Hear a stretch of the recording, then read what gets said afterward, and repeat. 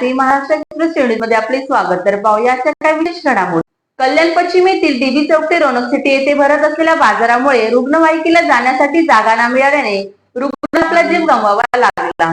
साधारण 2019 पासून dB road ते रोनक सिटी पर्यंत जो बाजार भरवण्यात येतो तो 2019 मध्ये कोविडची लाट आल्यामुळे ज्यांचा हातावर पोट आहे त्यांना या विभागामध्ये व्यवसाय करण्याची परवानगी देण्यात आली होती। परंतु कोविडची लाट ओसरून 3 ते 4 वर्ष झाले तरी बाजार त्या ठिकाणी तसाच भरत आहे।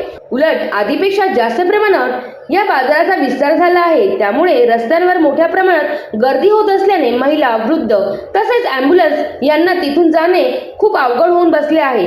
या संदर्भात केडीएमसीला तसेच पोलीस स्टेशनला कित्येक वेळा कारवाई करण्याची मागणी आम्ही केली, परंतु हवी तशी कारवाई त्यांच्यावर झाली नसल्याने परवाच्या दिवशी ॲम्ब्युलन्सला जाण्यासाठी जागाच नसल्याने तेथील रुग्ण दगावला। या संदर्भात आम्ही आयुक्तांची भेट घेऊन या बाजारावर कारवाई करण्याचे निवेदन दिले। 2017 मध्ये हॉकिंग झोन आणि नॉन हॉकिंग झोन प्रत्येक शहरामध्ये करण्याचे महापालिकेला हायकोर्टाने निर्देश दिले होते, तर इतर शहरामध्ये त्यांची अंमलबजावणी झाली, परंतु केडीएमसी मध्ये अद्याप तसे करण्यात आले नाही। या संदर्भात आम्ही आयुक्तांना निवेदन दिले असता त्यांनी आम्हाला हॉकिंग झोन आणि नॉन हॉकिंग झोन करण्याचे आश्वासन दिले, असे तेथील सामाजिक कार्यकर्त्यांनी सांगितले। आपल्या 2019 पासून डीबी रोड ते आपल्या रोनक सिटीपर्यंत जो बाजार भरवण्यात येतो आहे त्यामध्ये कोविडपासून जो बाजार भरवण्यात आला त्यावेळेला आपण आमच्या तिकडच्या सगळ्या लोकांनी त्यांना जे बाजारामध्ये बसतात त्यांना आपण एक सहयोग केला की बाबा तुम्ही बसा, त्यांचं घर चालायला पाहिजे म्हणून आपण त्यांना बाजारामध्ये बसवण्याची परवानगी दिली, त्या एरियामध्ये बसण्याची परवानगी दिली। पण आता कोविड होऊन तब्बल 6 ते 5 वर्ष झालेली आहेत, पण तरी तो बाजार तसाच चालू आहे आणि आता तो खूप प्रमाणामध्ये वाढलेला आहे। आणि त्यामुळे त्या रस्त्यावरून जाणाऱ्या ॲम्ब्युलन्स असतील, लोकांना वयोवृद्ध असतील, लोकांना चालायला त्रास होतो आहे, ॲम्ब्युलन्स जात नाही, गाड्यांना त्रास होतो आहे। या संदर्भात आम्ही कित्येक वेळा लोकांमध्ये केडीएमसीला असेल, पोलीस स्टेशनला असेल आपण कारवाई करण्यासाठी सांगितली।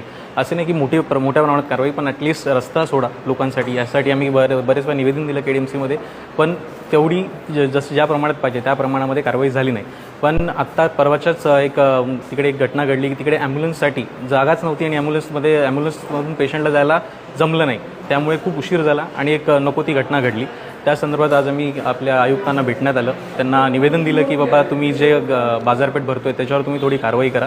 तसंच सांगायला गेलं तर 2017ला एक हायकोर्टनी एक ऑर्डर काढली की त्याच्यामध्ये नो हॉकिंग झोन आणि हॉकिंग झोन हे तयार करण्यात आलेत, तर हे आपल्या केडीएमसीनी करण्यात यावे। प्रत्येक शहरामध्ये हे करण्यात आले, पण केडीएमसीनी अजून ते केलं नाही आहे। तर त्या संदर्भात आम्ही निवेदन दिलं की बाबा जे नो हॉकिंग झोन आहे तर हॉकिंग झोन हे प्रत्येक शहरात तयार करायला पाहिजे, तर तुम्हीही करा।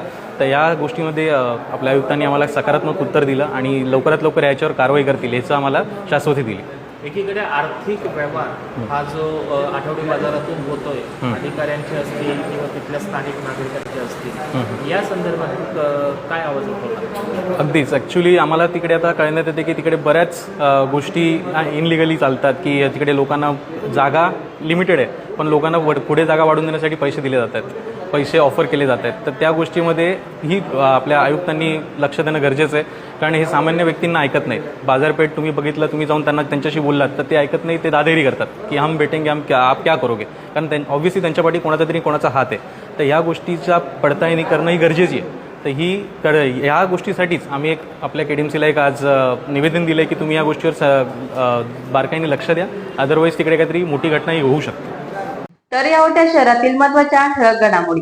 अशाच काही नवनवीन घडामोडी पाहण्यासाठी आमच्या चॅनलला लाईक करा, शेअर करा, सबस्क्राईब करा आणि बेल आयकॉनला विसरू नका। धन्यवाद।